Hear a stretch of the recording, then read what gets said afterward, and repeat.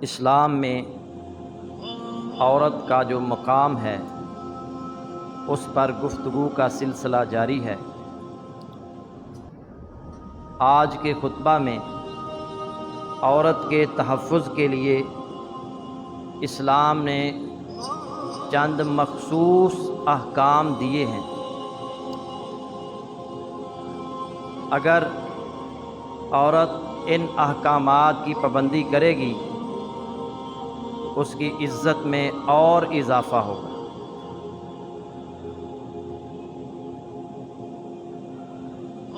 اور اس طرح ان احکامات کی پابندی کر کے وہ شریر قسم کے لوگوں کے شر سے بھی بچ جائے گی۔ سب سے پہلا حکم عورت کے لیے یہ ہے کہ عورتیں گھروں میں استقرار پکڑیں، گھروں میں ٹک کر رہیں، بغیر ضروری حاجت کے گھروں سے باہر نہ نکلیں۔ اللہ تعالیٰ کا حکم ہے سورہ احزاب میں وَقَرْنَ فِي بُيُوتِكُنَّ، اور اپنے گھروں میں ٹک کر رہو۔ عورت کا زیادہ وقت اپنے گھر میں، اسے زیادہ وقت اپنے گھر میں گزارنا چاہیے۔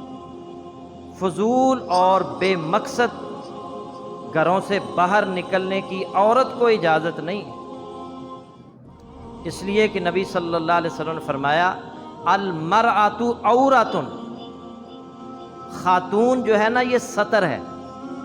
عورت کا معنی ہی ستر ہے، یعنی چھپانے کی چیز۔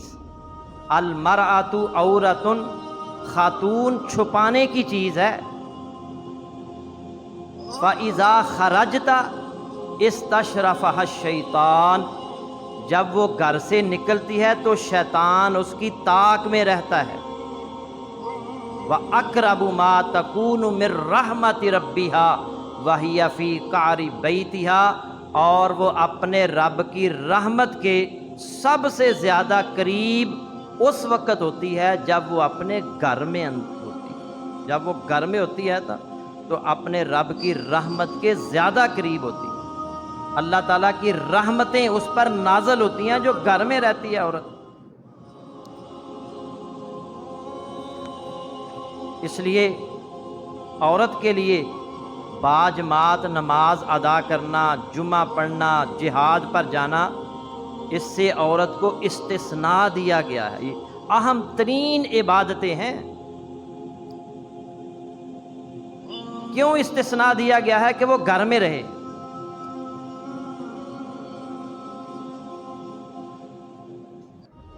لیکن اگر عورتیں مسجد میں آنا چاہیں تو وہ آ سکتی ہیں۔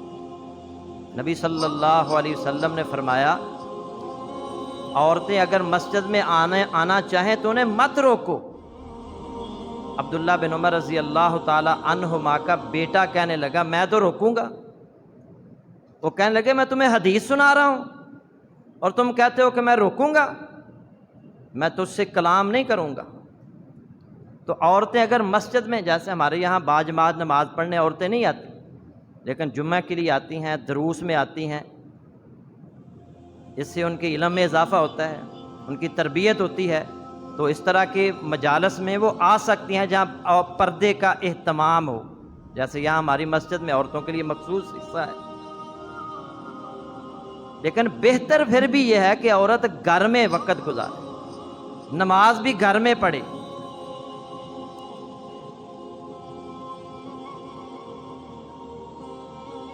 دوسرا حکم جو عورت کے تحفظ کے لیے اسلام نے دیا ہے وہ ہے کہ مرد اور عورتیں اکٹھے نہ رہیں۔ مرد اور عورتوں کا اختلاط جو ہے نا یہ ناجائز ہے، یہ حرام ہے۔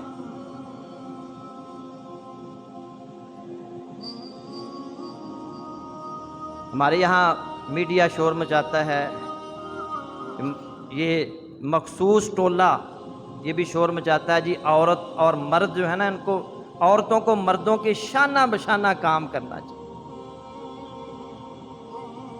یہ لوگ چاہتے ہیں کہ عورتیں ہمارے ساتھ رہیں اور جب ہمارا جی چاہے جس عورت پر ہم نظر ڈالیں اس کو اپنے قابو میں لے آئیں۔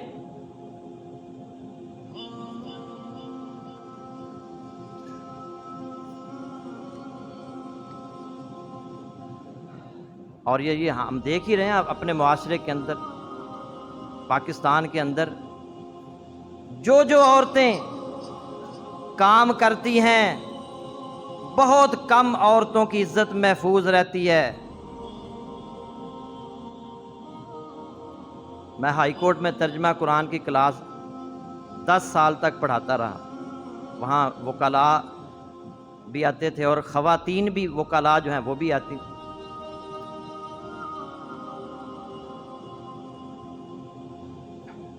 ایک خاتون وکیل وہاں سے چلی گئی، کافی دنوں کے بعد اس کا مجھے فون آیا، سرگودا چلی گئی۔ میں نے کہا آپ نے وکالت کیوں چھوڑ دی، اپنے گھر واپس کیوں چلی گئی ہیں؟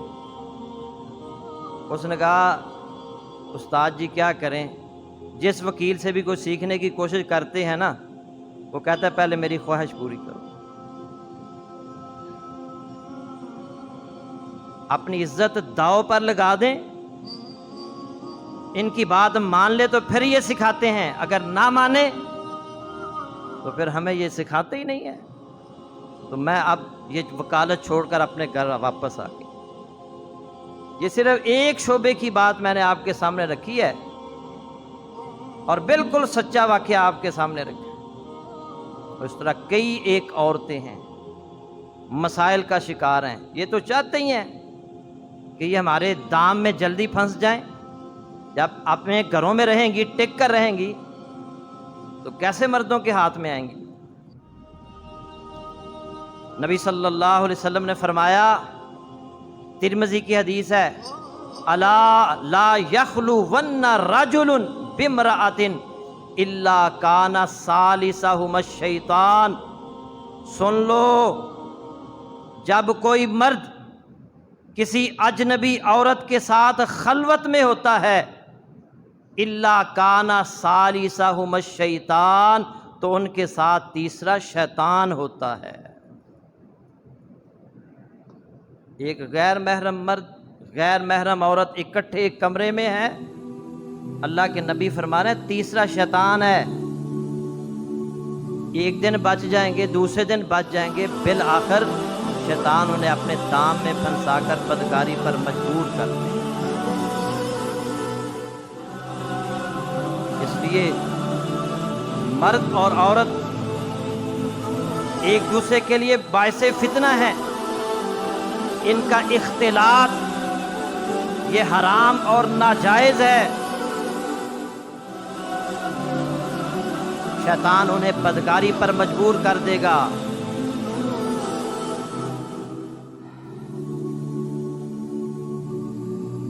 یہ چند ماہ پہلے کی بات ہے، جوید چودھری نے کالم لکھا تھا کہ میرے پاس ایک ڈاکٹر آیا اور اس کو دیکھا نہیں جا رہا تھا، اس کے چہرے پر اور جسم پر ایسے ایسے پھوڑے اور پھنسیاں نکلی۔ اس نے بتایا کہ میرا نرس کے ساتھ ناجائز تعلقات، گھر میں بیوی بھی تھی مگر اس کے ساتھ ناجائز تعلق، وہ بھی شادی شدہ تھی، اور پھر اللہ تعالیٰ نے یہ بیماری مجھے لگا دی۔ میں نے بڑے ڈاکٹروں سے علاج کروایا، آرام ہی نہیں آ رہا تھا۔ پھر میں سوئٹزرلینڈ کال پر اس نے بتایا کہ وہاں گیا، سب سے بڑا جو جلد کا ڈاکٹر تھا اس کو چیک کرایا، اور اس نے دیکھتے ہی مجھے کہا تیرے کسی کے ساتھ ناجائز تعلقات ہیں، اور یہ بیماری صرف انہیں ہوتی ہے جو ناجائز تعلقات رکھتے ہیں، شادی شدہ ہو۔ اس نے کہا ہاں واقعی ایسے۔ اس نے کہا اس کا ایک ہی علاج ہے، وہ غیر مسلم ڈاکٹر نے کہا اس کا ایک ہی علاج ہے کہ اس حرام کاری سے اپنے آپ کو بچاؤ اگر بچنا چاہتے ہو، ورنہ یہ بیماری تمہیں موت کی طرف لے جائے گی۔ اور پھر وہ کہتا ہے کہ میں نے توبہ کی، سچے دل سے توبہ کی، پھر آہستہ آہستہ اب یہ بیماری مجھ سے دور ہوتی چلی جا رہی ہے۔ تو یہ کیسے ممکن ہوا؟ ہسپتالوں میں جائیں، ڈاکٹر اور نرسیں اکٹھے کام کر رہے ہیں، غیر محرم، ہر شعبے کے اندر کوئی شعبہ ایسا نہیں ہے کہ جہاں مرد اور عورتیں اکٹھے کام نہ کرتے ہوں۔ اور اللہ کے نبی کیا فرما رہے ہیں؟ جب ایک مرد اور ایک عورت غیر محرم دونوں اکٹھے ہوں گے تو تیسرا ان کے ساتھ شیطان ہوگا۔ اور اسلام نے تو غیر محرم عورت کو یہ حکم دیا ہے کہ جب وہ کسی غیر محرم مرد کے ساتھ گفتگو کرے گی اور نرم لہجے میں بات بھی نہیں کرنی. جب نرم لہجے میں بات کرنے کی اجازت نہیں ہے تو اس سے اختلاط کیسے درست ہو سکتا ہے؟ اللہ تعالیٰ نے سورہ احزاب آیت نمبر 32 میں بیان فرمایا فَلَا تَخْضَعْنَ بِالْقَوْلِ فَيَطْمَعَ الَّذِي فِي قَلْبِهِ مَرَضٌ. بات کرنے میں نرمی نہ کرو کہ جس کے دل میں بیماری ہے وہ طمع کر بیٹھے گا. وَقُلْنَا قَوْلًا مَّعْرُوفًا، اور وہ بات کہو جو اچھی ہو. غیر محرم مرد، عورت گھر میں ہے، کسی نے دروازہ کھٹکھٹایا ہے، گھر میں مرد نہیں ہے، اب وہ دروازے پر آئی ہے، اسے کرخت لہجے میں پوچھنا چاہیے کون ہے. نرم لہجے سے بات کرے گی تو وہ کچھ اور محسوس طمع کر بیٹھے گا. ہاں فرمایا وَقُلْنَا قَوْلًا مَّعْرُوفًا، اچھے طریقے سے بات کرنی، لیکن لہجہ نرم نہیں ہونا چاہیے. اندازہ کریں کہ ایک غیر محرم مرد سے عورت نے نرم لہجے میں بات نہیں کرنی. جو ہے ہمارے تو کوئی ادارہ ایسا نہیں ہے جہاں وہ انہوں نے باہر بٹھائی ہوتی ہیں، باہر عورتیں بیٹھی ہوتی ہیں یہ استقبالیہ پر، اور وہ عورتیں کتنی محبت سے پیش آتی ہیں. مردوں کو وہ رکھتے ہی نہیں ہیں. کیوں؟ کہ عورت کو دیکھیں گے لوگ اور وہ محبت سے پیش آئے گی تو وہ ہماری جو ہے نا وہ دکانداری بڑھے گی.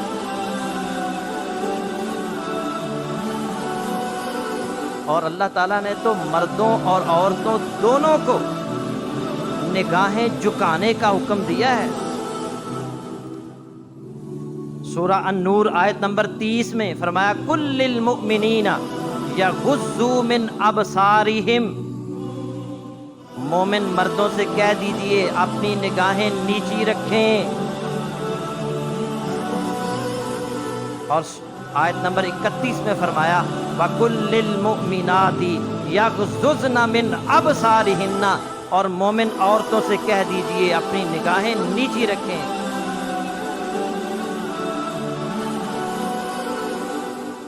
یعنی عورتوں، مرد جو ہے اس کے لیے بھی حکم ہے کہ وہ نگاہوں کو نیچا رکھے، عورت کے لیے بھی حکم ہے کہ وہ نگاہوں کو نیچا رکھے.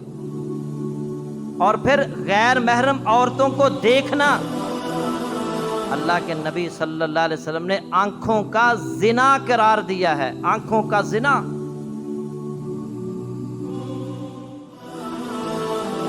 اور یہ میری بات نہیں ہے، صحیح مسلم میں حدیث ہے، نبی صحیح بخاری شریف میں، صحیح مسلم میں نبی صلی اللہ علیہ وسلم نے فرمایا، سیدنا ابو ہریرہ رضی اللہ تعالی عنہ حدیث کے راوی ہیں، ان اللہ کتب علی ابن آدم حظہ من الزنا، اللہ تعالیٰ نے ابن آدم پر اس کے زنا کا حصہ رکھا ہے.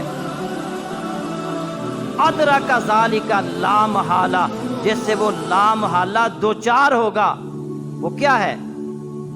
فَزِنَ الْعَيْنِ النَّظْرُ، آنکھ کا زنا دیکھنا ہے. غیر محرم عورت کو دیکھنا یہ آنکھوں کا زنا ہے. یہ میری بات نہیں ہے، امام الانبیاء کی بات ہے، محمد رسول اللہ صلی اللہ علیہ وسلم کی بات. وَزِنَ اللِّسَانِ الْمَنطِق، زبان کا زنا بولنا ہے، زبان سے فحش گفتگو کرنا، یہ زبان کا زنا ہے.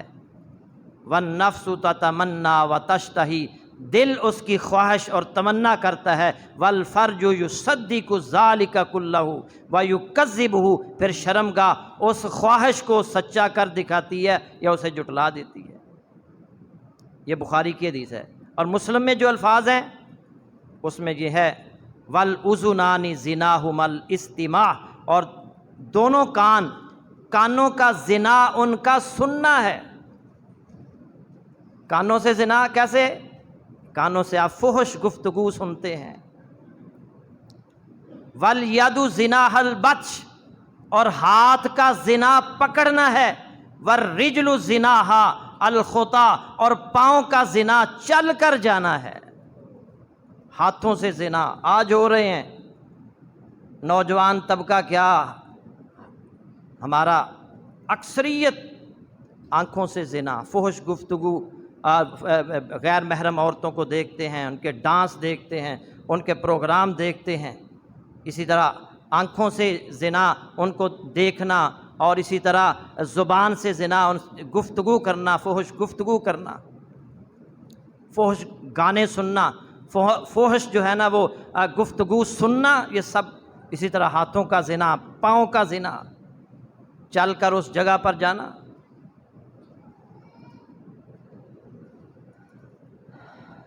یہاں دیکھیں کہ ایک غیر محرم عورت کو دیکھنا زنا ہے، حرام ہے، تو ان کا اختلاط کیسے درست ہے؟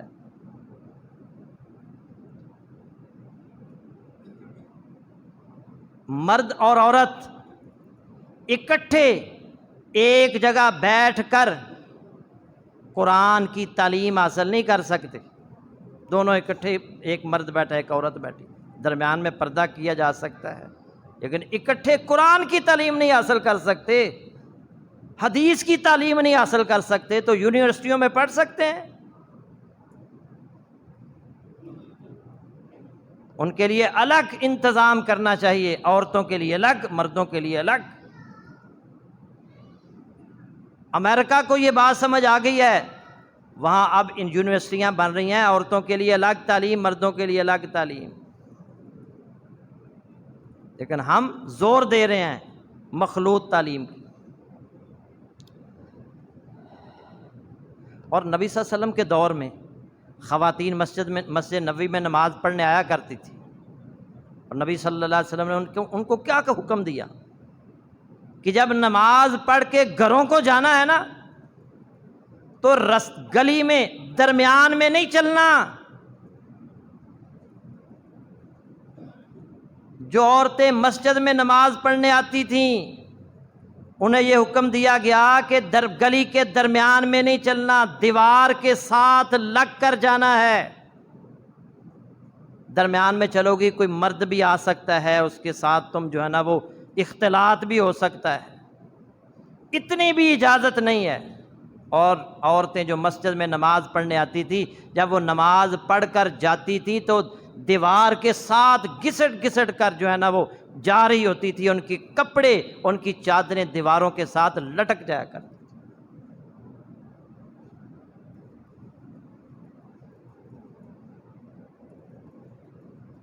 جب عورتوں کو گلی کے درمیان میں گزرنے کی اجازت نہیں ہے، دیوار کے ساتھ درمیان میں سے نہیں گزرنا، تو بازاروں میں پھرنا، عورتیں ایک دوسرے کو فون کرتی ہیں بازار چلیں، کیا لینا ہے، ویسے ہی سوٹ نویں دیکھ لینے کہ کیڑے کیڑے ڈیزائن آئے، ڈیزائن دیکھنے جا رہی ہیں۔ موسم چینج ہوا ہے، کوئی نیا سٹاک آیا کہ نہیں، ایسے ہی فضول اور بے مقصد۔ اللہ تعالیٰ ہدایت نصیب فرمائے۔ سیدنا عقبہ بن عامر رضی اللہ تعالی عنہ راوی ہیں، رسول اللہ صلی اللہ علیہ وسلم نے فرمایا ایاکم والدخول علی النساء، خود کو غیر محرم عورتوں کے پاس جانے سے دور رکھو۔ فقال رجل من الانصار یا رسول اللہ، ایک انصاری نے کہا اے اللہ کے رسول، افرأیت الحم، دیور جیٹ کے متعلق آپ کا کیا خیال ہے؟ قال الحمو الموت، آپ نے فرمایا دیور تو موت ہے، جیٹھ تو موت ہے۔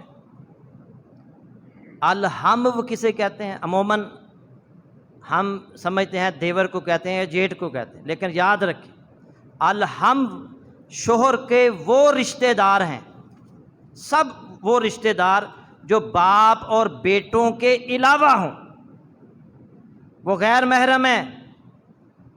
شوہر کا بھائی جسے دیور یا جیٹھ کہتے ہیں، دیور یا جیٹھ، وہ بھی غیر محرم ہیں۔ شوہر کا بھتیجا، اس کے بھانجے غیر محرم ہیں۔ شوہر کے چچا، اس کے ماموں غیر محرم ہے عورت کے لیے۔ یہ رشتہ دار ہے نا، تو یہ قریب ترین، شوہر کے قریب ترین رشتہ دار ہیں، ان کے ساتھ اختلاط درست نہیں ہے، تو جو رشتہ دار بھی نہیں ہے اس کے ساتھ اختلاط کیسے درست ہو سکتا ہے؟ عموماً ان رشتہ داروں سے نا عورتیں تساہل برتتی ہیں کہ یہ خیر ہی ہے، یہ میرے شوہر کا بھانجا ہی ہے نا، بھتیجا ہی ہے نا، دیور ہے میرا، جیٹھ ہے۔ سنتے نہیں، پڑھتے نہیں اخبارات میں کتنی بھابھیوں کے اپنے دیوروں کے ساتھ ناجائز تعلقات ہوتے ہیں، جیٹھوں کے ساتھ، بھتیجوں اور بھانجوں، شوہر کے بھتیجوں اور بھانجوں کے ساتھ، یہ پھر اس کا نتیجہ نکلتا ہے۔